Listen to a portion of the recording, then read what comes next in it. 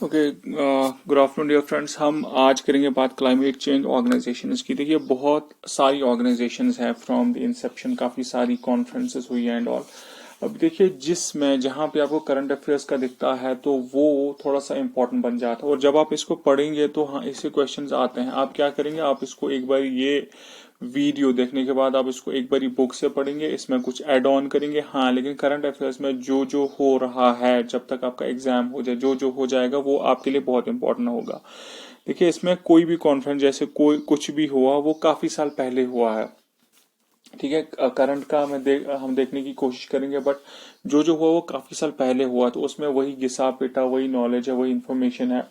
सो इसको हम कवर करेंगे, लेकिन आप ध्यान रखेंगे कि आपके क्वेश्चंस कहाँ से बनेंगे, वो करंट अफेयर से बनेंगे।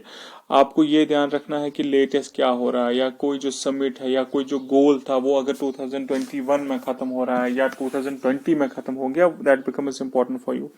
चलिए, हम पहले बात करते हैं 1992 में। अगर हम देखें, जो पहला था उसे अर्थ समिट कहते थे, जो रियो डी जेनरियो जो ब्राजील में हुआ, जो ब्राजील में शहर है वहां पे हुआ था। इसे United Nations conference on environment and development भी कहा जाता है। देखिए, ये अगर मैं कहूँ पहला तो नहीं था, लेकिन पहला कॉम्प्रहेंसिव एक कॉन्फ्रेंस था जिसमें काफी सारी चीजों का आउटपुट हमें मिला। देखिए, पहला यहाँ से आउटपुट अगर हम देखें, पहला था कन्वेंशन ऑन बायोडाइवर्सिटी, उसके बाद था United Nations convention on climate change, उसके बाद था यहाँ पे सस्टेनेबल डेवलपमेंट की बात की गई। तो अगर तीन मेन पिलर्स की मैं बात करता हूँ, मैं बोलूंगा अर्थ समिट जो हुआ 1992 में रियो डी जेनरियो में, जिसका नाम था, कोई इसे रियो समिट भी कहता है या उसे United Nations conference on environment and development भी कहा जाता है।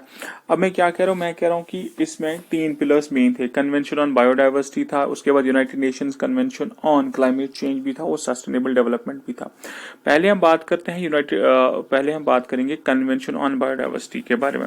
देखिए, it came to force on 29 December 1993 पहले बात होती है, उसके बाद उस पर डेलिब्रेशंस होती है, और उसके बाद वो फोर्स में आ जाता। तो यहाँ ये वाला जो यूनिट है, इसमें ऐसा काफी कुछ हुआ है, जो एक डेट पे बात हुई, एक डेट पे डिसीजन लिया, लेकिन वो force in force later on किसी डेट पे आया। तो इन चीजों का ध्यान रखिएगा। देखिए, अगर मैं कन्वेंशन ऑन बायोलॉजिकल डाइवर्सिटी की बात करूं, अगर मैं इसके ऑब्जेक्टिव्स आपको बोलूं, तीन ऑब्जेक्टिव्स मेन है इसका। पहला तो कंजर्वेशन ऑफ बायोडाइवर्सिटी, उसके बाद sustainable use of components of biodiversity और सस्टेनेबल यूज ऑफ बायोडाइवर्सिटी, उसके बाद sharing the benefits arising from commercial and other utilisation of genetic resource in fair and equitable manner. मतलब जो कन्वेंशन ऑन बायोडाइवर्सिटी है, इसके दो तीन मतलब हैं, दो तीन गोल्स हैं, सॉरी नॉट मतलब। पहला कि कंजर्व करो जी अपनी बायोडाइवर्सिटी, उसके बाद सस्टेनेबल यूज करो कि अपना तो यूज करो लेकिन आगे वाली जनरेशन के लिए भी छोड़ दो। उसके बाद अगर आपको बायोडाइवर्सिटी से कोई फायदा मिलता है, कोई जेनेटिक रिसोर्स मिलता है, कोई मेडिसिन मिलता है, तो उसका इक्विटेबल यूज करो। ये इंश्योर करो कि सारी ह्यूमैनिटी में वो दवाई पहुंचे। ये इंश्योर करो कि जिस एरिया से, जिस ट्राइबल एरिया से, जिस कंट्री से आपने कोई मेडिसिन का रॉ मटेरियल लिया है, उस कंट्री को भी इक्वली फायदा मिले। हम जी बात कर रहे हैं कन्वेंशन ऑन बायोलॉजिकल डाइवर्सिटी का। इसमें अगर हम स्पेसिफिकली देखें, कन्वेंशन ऑन बायोलॉजिकल डाइवर्सिटी में तीन चीजों की बात होती है। पहला कार्टेजिना बायो सेफ्टी प्रोटोकॉल, उसके बाद नगोया प्रोटोकॉल और एजी टारगेट्स। देखिए, मैं क्या कह रहा हूं, मैंने कहा अर्थ समिट हुआ, अर्थ समिट में तीन पिलर्स हैं। First is convention on biodiversity, उसके बाद United Nations convention on climate change, उसके बाद सस्टेनेबल डेवलपमेंट। हम सब की बात करेंगे धीरे धीरे। देखिए, पहला जो है कन्वेंशन ऑन बायोलॉजिकल डाइवर्सिटी जो है, इसमें आप देखिए तीन प्रोटोकॉल्स हैं। पहला कार्टेजिना प्रोटोकॉल, उसके बाद नगोया प्रोटोकॉल और एचई टारगेट्स। तीनों को थोड़ा थोड़ा देख लेते हैं। देखिए, जो कार्टेजिना प्रोटोकॉल जो है कन्वेंशन ऑन बायोलॉजिकल डाइवर्सिटी का, वो डील किससे करता है? इट्स एन इंटरनेशनल ट्रीटी जो डील करता है लिविंग मॉडिफाइड ऑर्गेनिज्म से। लिविंग मॉडिफाइड ऑर्गेनिज्म क्या होता है, आप समझ लीजिए, आपने बायोटेक्नोलॉजी का यूज करके कोई जो है ऑर्गेनिज्म डेवलप किया, हम उसको बोलेंगे लिविंग मॉडिफाइड ऑर्गेनिज्म। इसका एम है to protect biodiversity from potential risk caused by living modified organism. आप समझ लीजिए, आपने कुछ बायोटेक्नोलॉजी की हेल्प से आपने क्या किया, आपने कोई लिविंग मॉडिफाइड ऑर्गेनिज्म बना दिया, फिर उसको आपने बायोडाइवर्सिटी में एड ऑन किया। मतलब आपने उस जानवर को, उस ऑर्गेनिज्म को, उस बैक्टीरिया को अपने एनवायरनमेंट में डाल दिया। सो क्या होगा, ये जो है ये डील करता है, एक इंटरनेशनल ट्रीटी है जो डील करता है, ये बचाता है हमें कि पोटेंशियल रिस्क क्या हो सकता है। आपने जो लिविंग मॉडिफाइड ऑर्गेनिज्म डाला एनवायरनमेंट में या आपने बनाया, अगर आप उसको विदाउट रिस्ट्रिक्शन छोड़ा तो क्या होगा प्रॉब्लम उस लिविंग मॉडिफाइड ऑर्गेनिज्म से। देखिए पहला, अगर मैं कार्टेजिना प्रोटोकॉल की बात करूं, कार्टेजिना प्रोटोकॉल क्या है, मैंने बोला ये 3 प्रोटोकॉल्स हैं, फिर से मैं दिखाता हूं आपको। 3 प्रोटोकॉल्स की बात करें जो कन्वेंशन ऑन बायोलॉजिकल डाइवर्सिटी के अंडर आते हैं, Cartagena biosafety protocol, Nagoya protocol और एची टारगेट्स की हम बात कर रहे हैं।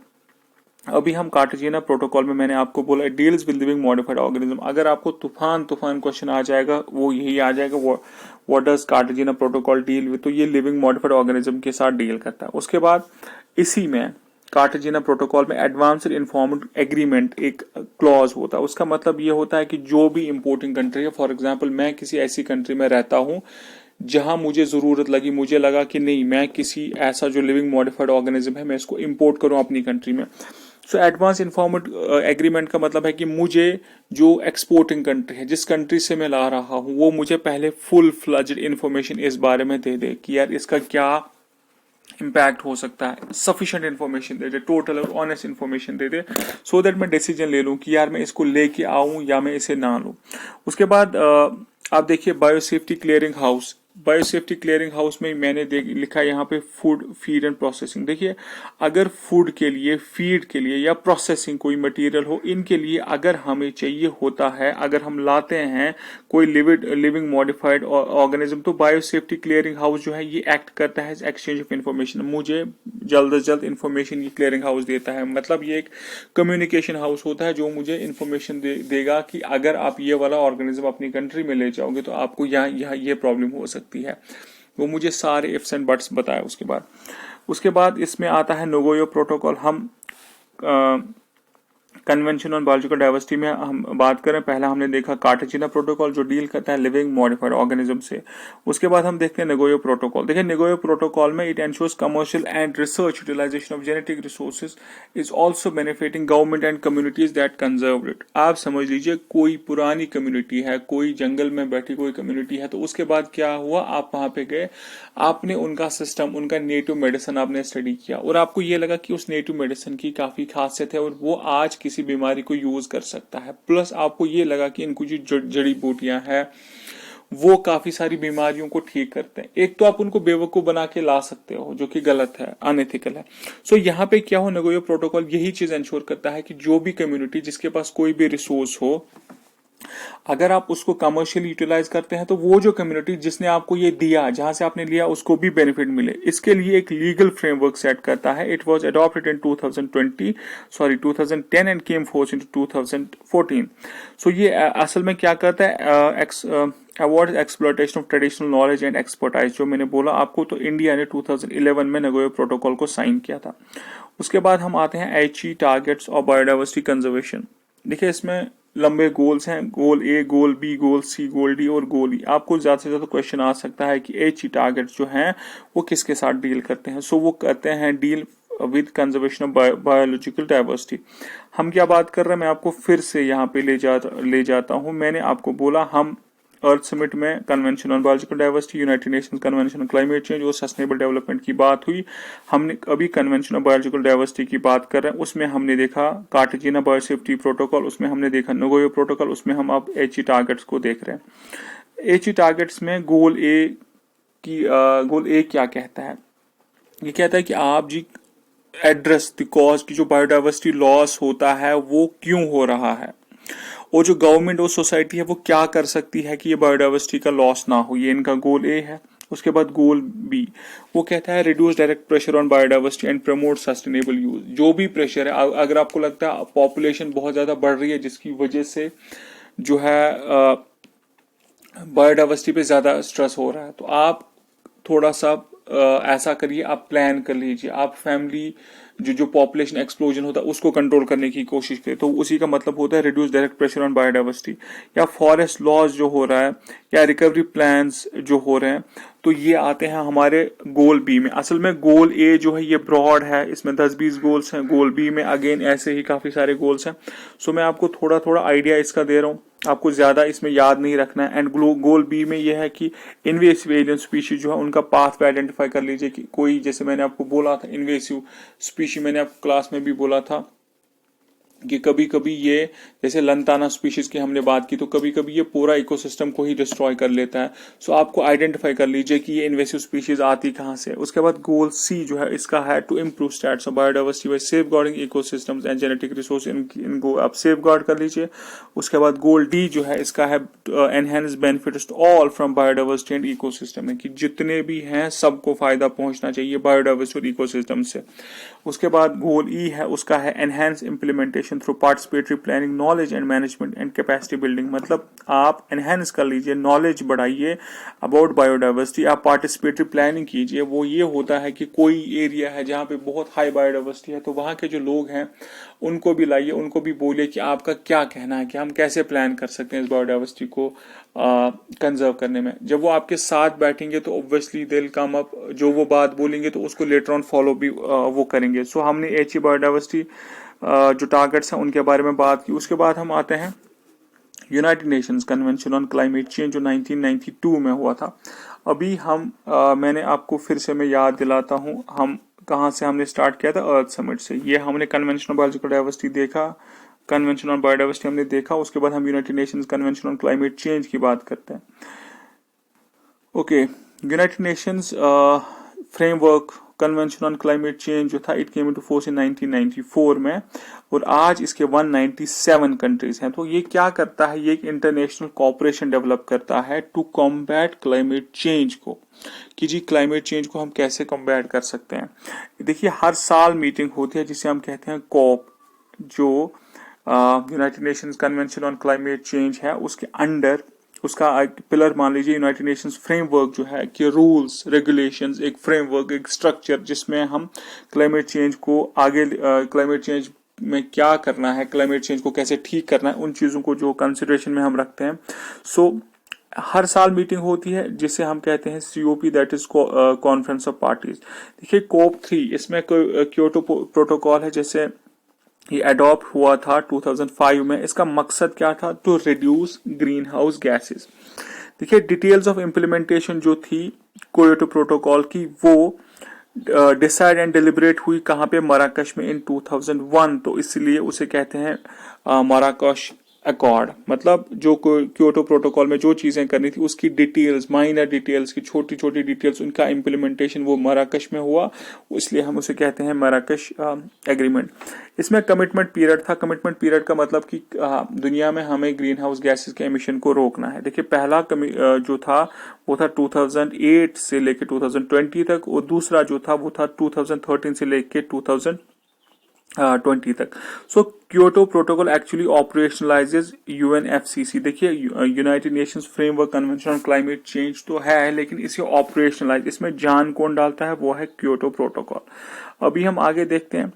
देखिए it commits industrial nations to stabilise green house gases. ये ज्यादा जो है प्रेशर डालता है किन नेशंस पे, डेवलप्ड नेशंस पे, कि आप अपने जो आपके ग्रीन हाउस गैसेज का जो इमिशन है उसे आप बहुत कम कर लीजिए। क्योटो प्रोटोकॉल जो है it sets binding emission reduction targets. Targets का मतलब है कि अगर कोई कंट्री 100 यूनिट्स जो है वो ग्रीन हाउस गैसेस को प्रोड्यूस करता है, उसे बोला जाता है कि आप 100 नहीं 50 को करो। उसे ये नहीं बोला जाता कि आप कम करो, उसे ये बोला जाता है 100 नहीं 50 करो। तो वही होता है कि उसे एक टारगेट दिया जाता है। Only developed countries put under heavier burden. ज्यादा बर्डन यहाँ पे होता है डेवलप्ड कंट्रीज पे। क्यों होता है, क्योंकि उन्होंने ही अपनी तरक्की के लिए, अपनी डेवलपमेंट के लिए जो है एनवायरमेंट है उसको खराब किया हुआ है। उसके बाद हम आते हैं, इसका जो प्रिंसिपल है क्योटो प्रोटोकॉल का, उसे हम कहते हैं कॉमन बट डिफरेंशिएटेड प्रिंसिपल। इसका मतलब क्या होता है, इसका मतलब ये होता है कॉमन मतलब कि सारे नेशन रिड्यूस करो जी green house gas, but differentiated का मतलब क्या है कि ज्यादा जो जिम्मेवारी है इस सेंस में, वो ज्यादा जिम्मेवारी किस है, वो डेवलप्ड कंट्रीज पे है।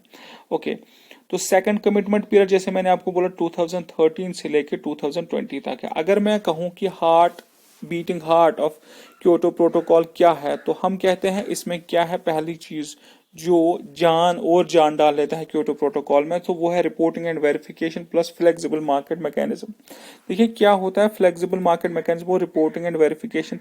रिपोर्टिंग एंड वेरिफिकेशन में क्या होता है कि एक सेट जो टारगेट है उसे रिपोर्ट किया जाता है। कोई कंट्री को बोला जाता है कि आप अपना 10 टन ये कम कर लीजिए, उसके बाद उस पर रिपोर्टिंग होती है, फॉलो अप होता है, डिटेल्ड इंफॉर्मेशन अवेलेबल कराई जाती है, तो उसको मैं कहता हूँ रिपोर्टिंग एंड वेरिफिकेशन प्रोसीजर। दूसरा होता है फ्लेक्सिबल मार्केट मैकेनिज्म।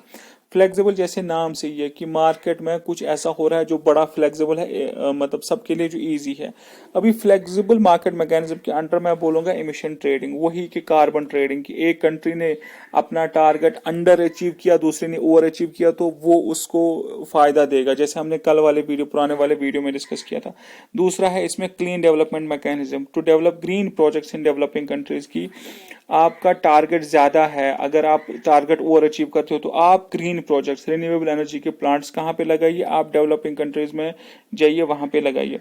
उसके बाद जॉइंट इंप्लीमेंटेशन, उसका भी यही again country with target can earn emission reduction unit, जिसे ERU कहते हैं, इन डेवलप्ड नेशंस। होता क्या है कि जो अभी आप बोलेंगे जॉइंट इंप्लीमेंटेशन और क्लीन डेवलपमेंट मैकेनिज्म एक जैसा ही है, लेकिन जॉइंट इंप्लीमेंटेशन होता है डेवलप्ड और डेवलप्ड कंट्री के बीच, और जो क्लीन डेवलपमेंट मैकेनिज्म होता है ये होता है डेवलपिंग एंड डेवलप्ड कंट्री के बीच। दोनों का मकसद होता है किसी तरीके से इंश्योर करना कि ग्रीन जो प्रोजेक्ट्स हैं वो लग जाएं, क्योंकि उनका किसी कंट्री का क्या होता है कि उसका जो टारगेट होता है कार्बन डाइऑक्साइड इमिशन का या ग्रीन हाउस गैस इमिशन का, वो ओवरशूट हो रहा होता है। तो उस ओवरशूट चाहे वो 2 यूनिट से हो, 3 यूनिट से हो, 4 यूनिट से हो, उस और यूनिट जो एक्स्ट्रा यूनिट ये करते हैं उसके बदले ये किसी और कंट्री में जाके क्या करते हैं, वहां पे कुछ ग्रीन प्रोजेक्ट्स लगा लेते हैं, जिस वजह से जो एनवायरनमेंट है वो बैलेंस हो जाता है। चलिए थोड़ा सा आगे चलते हैं। अभी कॉम्प्लायंस सिस्टम क्योटो प्रोटोकॉल के हिसाब से क्या होता है कि आप मान लीजिए कोई कंट्री है वो नहीं मान रहा या उसने अपने टारगेट्स अचीव नहीं किए, तो क्या होगा, एक तो उसका जो क्रेडिट, जैसे हमने जॉइंट इंप्लीमेंटेशन बोला, एक तो उसका ये हक छीना जाएगा, उसको ये भी बोला जाएगा कि आप जी कार्बन ट्रेडिंग कर ही नहीं सकते। मतलब आप मान लीजिए मैं कोई कंट्री हूँ, मैंने ओवरशूट किया, मुझे कल को पनिशमेंट मिलेगी। मुझे ये नहीं बोला जाएगा कि आप किसी और कंट्री में ग्रीन प्रोजेक्ट लगा लो।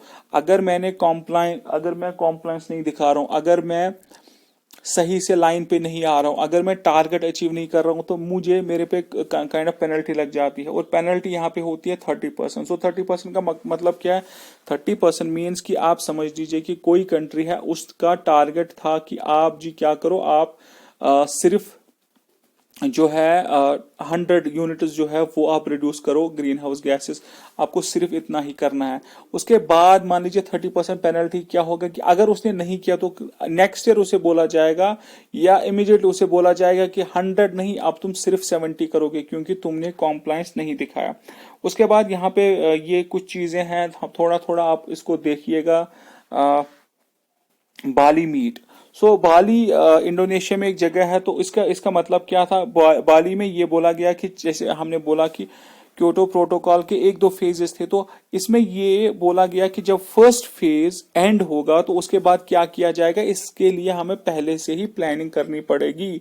उसके बाद developed and developing countries to must adopt something, हमने पहले बोला था पहले फेज में क्या था कि सिर्फ ज्यादा जो प्रेशर था वो डेवलप्ड कंट्रीज पे था। अभी इसमें कि डेवलप्ड और डेवलपिंग कंट्रीज दोनों पे प्रेशर आना चाहिए। ओके, हम थोड़ा आगे चलते हैं। उसके बाद बाली रोड मैप को अगर हम थोड़ा सा ब्रॉडली देखें तो इसमें एक तो बाली एक्शन प्लान बनाया गया जिसमें लॉन्ग टर्म विजन दिया गया।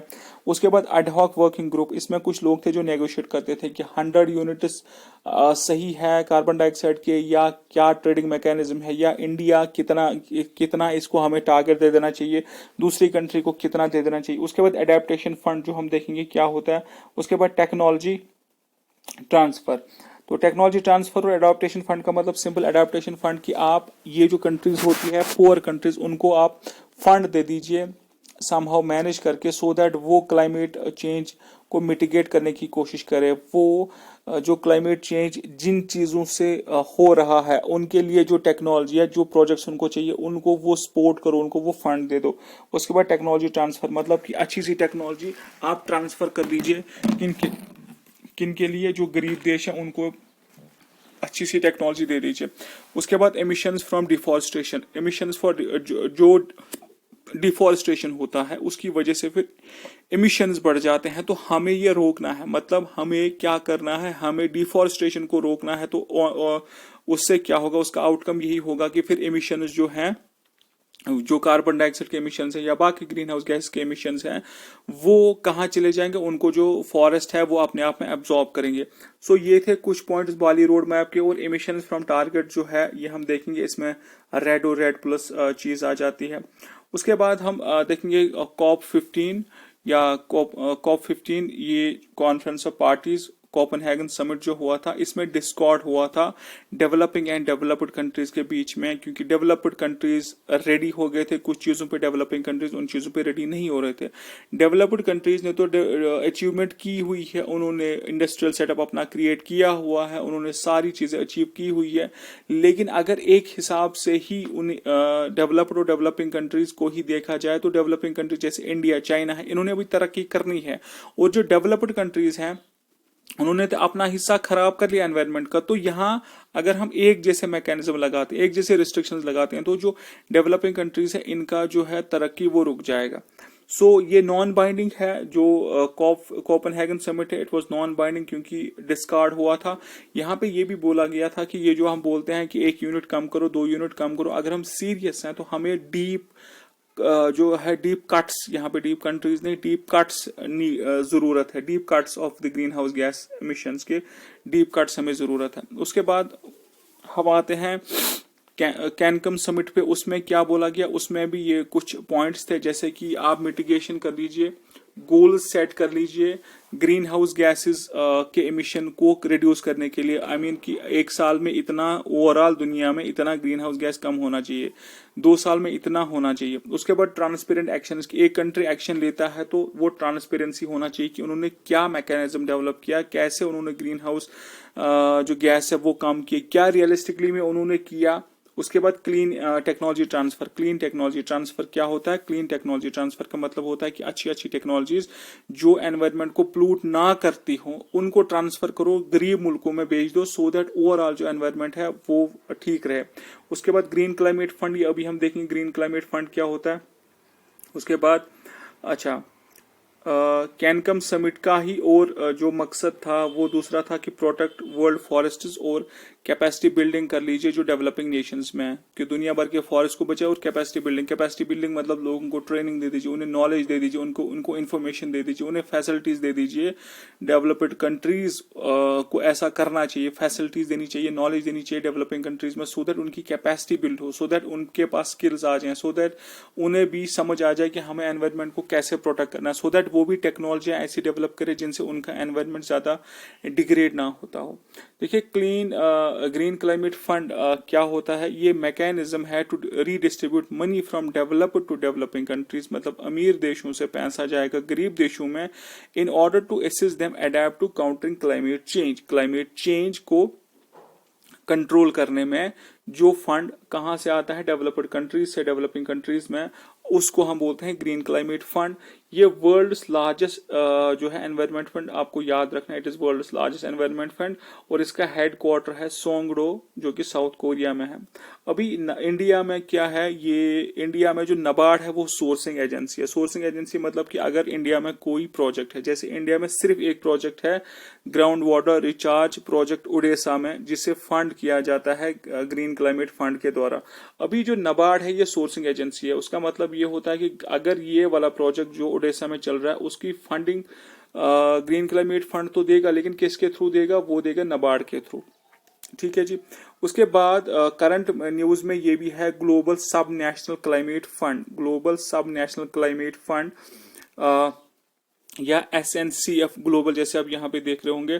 सो इसमें ये क्या है? असल में इसमें ये बोला गया कि सब नेशनल क्लाइमेट इनिशिएटिव्स, मतलब कंट्री में भी छोटे छोटे, एक तो होता है हम वर्ल्ड लेवल पे देखते हैं, दूसरा होता है कि आप क्या करें, अब सब नेशनल गोल्स को देखिए।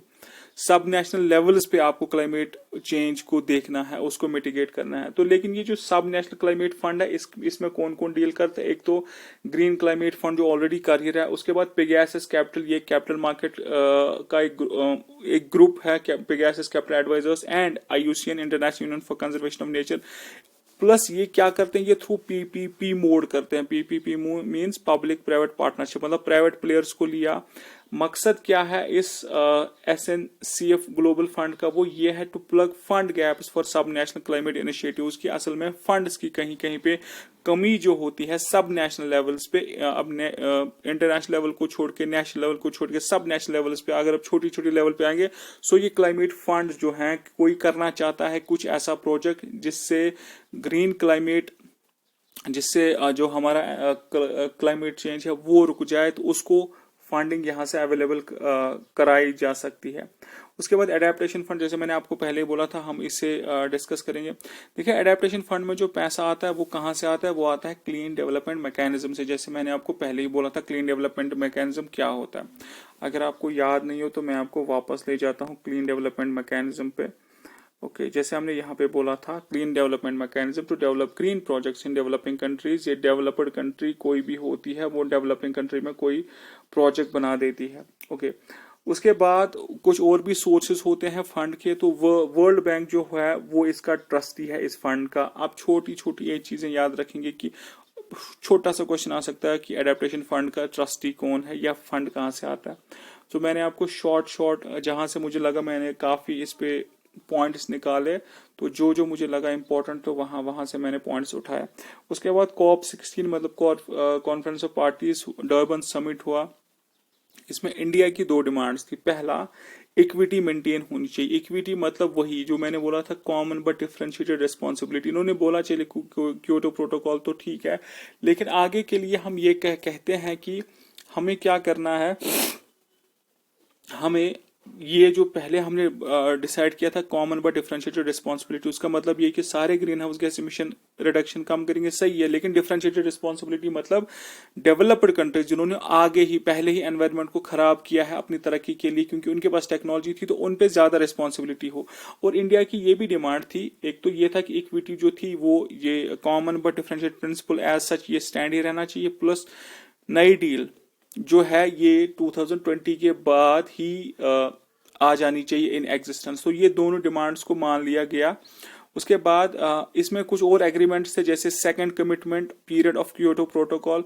अभी पहला कमिटमेंट जो था वो 2012 में एंड हुआ था। इसमें ये बात की गई थी कि अच्छा अब क्या है कि अब हम कैसे कमिटमेंट्स, अब हम कैसे रिडक्शन के ग्रीन हाउस गैसेस के रिडक्शन के जो गोल्स हैं उनको हम कैसे अपने सामने रखें, उन पे कैसे काम करें। ओके, और यहाँ पे किया गया एक न्यू प्लेटफॉर्म लॉन्च किया गया फॉर डिस्कशन। डिस्कशन में क्या होता था कि कैसे करना है काम, कितना रिडक्शन करना है, कितना ज्यादा कौन सी कंट्री ज्यादा कर रही है, उसको हमें क्या टेक्नोलॉजी देनी चाहिए।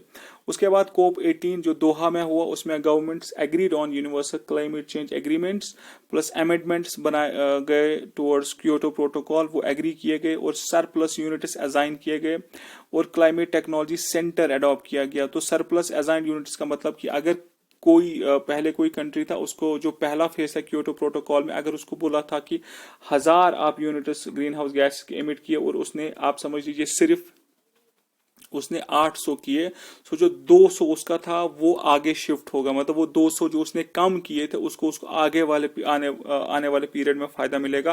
प्लस क्लाइमेट टेक्नोलॉजी सेंटर का मतलब कि एक सेंटर टेक्नोलॉजी बनाइए जहां पे आप डिसमेट करें, जहां पे रिसर्च हो अबाउट द क्लाइमेट, जो ज्यादा सीरियस रिसर्च हो। ओके, इसके बाद हम बात करते हैं वार्सा आउटकम। वार्सा कहाँ पे है आपको पता होना चाहिए, पोलैंड में है। सो यहाँ पे क्या हुआ, तो nationally determined contributions would be put forward in transparent manner. Nationally determined contributions जो हैं, मतलब इंडिया का नेशनली डिटरमाइंड कंट्रीब्यूशन कि मैं कितना ग्रीन हाउस गैस कम करूंगा, सो मैं बोलूंगा ये इंडिया का नेशनली डिटरमाइंड कंट्रीब्यूशन होगा। उसके बाद ये इनको ट्रांसपेरेंट मैनर में आप आगे रखिए।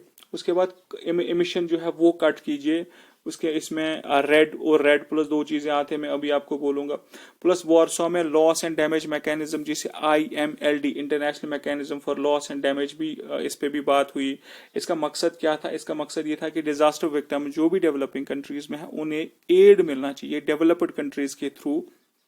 वही था मकसद लॉस एंड डैमेजमेंट मैकेनिज्म का। ये जो वारसा जो वहां पे जो कॉन्फ्रेंस ऑफ पार्टीज हुआ था उससे उसका ये आउटकम था। और यहाँ पे डिस्कशन चला था ऑन ग्रीन क्लाइमेट फंड का। ग्रीन क्लाइमेट फंड जो मैंने आपको अभी जस्ट 2 मिनट पहले बोला, this one green climate fund. Okay, इसके बाद लीमा आउटकम्स, उसमें भी क्या था? नेशनल अडेप्टेशन प्लान्स बनाइए। नेशनल अडेप्टेशन प्लान्स की कोई कंट्री कैसे प्लान करे, कैसे वो अडेप्ट करे टूवर्ड्स क्लाइमेट चेंज।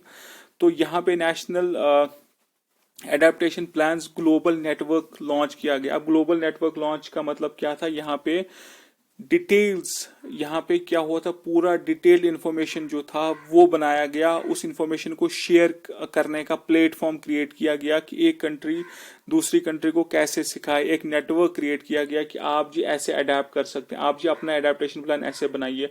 और ये जो सारी नेशंस की ये जो आउटकम्स थे या जो नेशंस के प्लान्स थे, नेशनल एडेप्टेशन प्लान्स, वो UNFCCC की वेबसाइट पे अवेलेबल रखे गए। और Lima adaptation knowledge initiative, again इसमें यही research and knowledge so that हमारा जो एनवायरनमेंट है वो क्लीन रहे। तो उसके बाद हम आते हैं रेड एंड रेड प्लस पे। देखिए रेड का जो एब्रिविएशन है उसका है reducing emission from deforestation and forest degradation.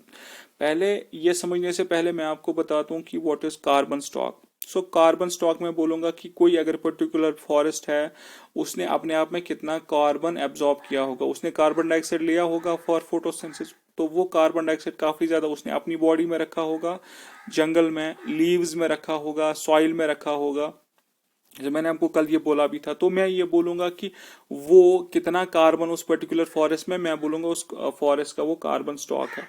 देखिए ये जो यूनाइटेड नेशंस का ये रेड प्रोग्राम है, इसमें जो कोलैबोरेटिव प्रोग्राम है ये किन किन दो ऑर्गेनाइजेशंस का, एक तो तीन ऑर्गेनाइजेशंस का, एक तो फूड एंड एग्रीकल्चर ऑर्गेनाइजेशन, उसके बाद यूनाइटेड नेशंस डेवलपमेंट प्रोग्राम और यूनाइटेड नेशंस एनवायरनमेंट प्रोग्राम। सो तीन ऑर्गेनाइजेशंस का ये प्रोग्राम है रेड। अभी रेड में क्या होता है? रेड में ये है कि मैकेनिज्म डेवलप करो। आप ऐसा समझाऊंगा मैं आपको सिंपल में, इसका एम क्या है? Make forest more valuable while standing than they would be. मतलब आप समझ लीजिए कोई कंट्री है, गरीब कंट्री, उसमें फॉरेस्ट है। अब फॉरेस्ट है तो, लेकिन ये गरीब कंट्री है तो वो चाहेगी मैं लकड़ी को बेचूं, मैं लकड़ी को काटूं, फिर मैं मुझे इससे फायदा मिले। अब क्या है इसमें मैकेनिज्म? रेड में ये मैकेनिज्म है कि उस कंट्री को ये बताना नहीं, जो आपका जो फॉरेस्ट है, जो जंगल है, उसकी वैल्यू जो है, खड़ा जो प्लांट्स हैं खड़े बिना कटे हुए, उसकी वैल्यू ज्यादा है कंपेयर टू अगर आप इसको काट दोगे। अगर आपने फॉरेस्ट को काट दिया, फिर गिराया, फिर बेच दिया फॉरेस्ट, उसमें क्या होता है? जो डेवलप्ड कंट्रीज होती हैं, ये डेवलपिंग कंट्रीज को उस हिसाब से कुछ ट्रांसफर करते हैं, पे करते हैं। क्यों पे करते हैं? क्योंकि डेवलपिंग कंट्रीज में फॉरेस्ट है। अभी डेवलपिंग कंट्रीज को फॉरेस्ट को काटने की जरूरत है अपने लाइवलीहुड के लिए, अपनी सस्टेनेंस के लिए। लेकिन जो डेवलप्ड कंट्री है वो भी ये अंडरस्टैंड करती है कि ये जो अगर एक्स कंट्री को डेवलपिंग कंट्री, उसमें जो फॉरेस्ट है वो एक्ट कर रहा है एज कार्बन सिंक। सो हमारे इंटरेस्ट में ये जरूर है, इट्स इन आवर इंटरेस्ट कि वो उस डेवलपिंग कंट्री का जो फॉरेस्ट है वो इंटैक्ट रहे। लेकिन डेवलपिंग कंट्री खुद परेशान है क्योंकि वो चाहते हैं मैं इस फॉरेस्ट को काटूं और मैं इसको यूज करूं अपनी सस्टेनेंस के लिए। सो डेवलप्ड कंट्री उसे ये बोलेगा कि मैं आपको पैसा दूंगा, सो आप डिफॉरेस्टेशन ना करो। इस आई होप आपको समझ आ गया हो। उसके बाद रेड और रेड प्लस में क्या होता है? देखिए रेड में तो बस ये था कि डिफॉरेस्टेशन की बात की जाती थी, आप डिफॉरेस्टेशन ना कीजिए। रेड प्लस में ये होता है, प्लस का मतलब यहाँ पे होता है सस्टेनेबल मैनेजमेंट कर लीजिए फॉरेस्ट्स की, मतलब अच्छे तरीके से मैनेज करिए फॉरेस्ट को। अगर आपकी जरूरत भी है, सोशल लाइवलीहुड भी है, लेकिन बड़े ध्यान से, बड़े तरीके से। यह ना हो कि जो कार्बन सिंक है वो कम हो जाए, ये ना हो कि जो कैपेसिटी है फॉरेस्ट की टू एब्जॉर्ब कार्बन डाइऑक्साइड वो कम हो जाए, वो नहीं होना चाहिए। दूसरा, conservation and enhancement of carbon stock. जो कार्बन स्टॉक है उसको एनहेंस कर लीजिए। कार्बन स्टॉक वही कि मतलब आप प्लांट का नंबर बढ़ा लीजिए तो कार्बन स्टॉक बढ़ जाएगा। अगर आप प्लांट के नंबर या प्लांट का जो क्वालिटी होता है वो बढ़ाएंगे, कोई ऐसे प्लांट्स होंगे जो ज़्यादा फोटोसिंथेसिस करते होंगे तो वैसे वाले प्लांट्स बढ़ाएंगे। सो ये रेड प्लस में आता है। सो मैं बोलूँगा रेड जो है, सिंपल रेड, वो डील करता है सिर्फ कि आप डिफॉरेस्टेशन ना करें। उसमें प्रिंसिपल यही है कि जो डेवलप्ड कंट्रीज हैं वो पे करती हैं डेवलपिंग कंट्रीज को, इसलिए कि डेवलपिंग कंट्रीज को बोला जाता है कि आप मेहरबानी करके फॉरेस्ट को ना काटे, because it's acting as carbon sink. ये हमारे लिए भी फायदा है, आपके लिए भी फायदा है। और red plus goes a step further, इसमें सस्टेनेबल मैनेजमेंट फॉरेस्ट की कंजर्वेशन देखा जाता है। उसके बाद enhancement of the carbon stock देखा जाता है कि कैसे हम कार्बन स्टॉक को इम्प्रूव करें। Okay, thank you. अभी हम 1-2 वीडियोज में बाकी सारी वाली चीज़ें कवर करेंगे। Thank you very much.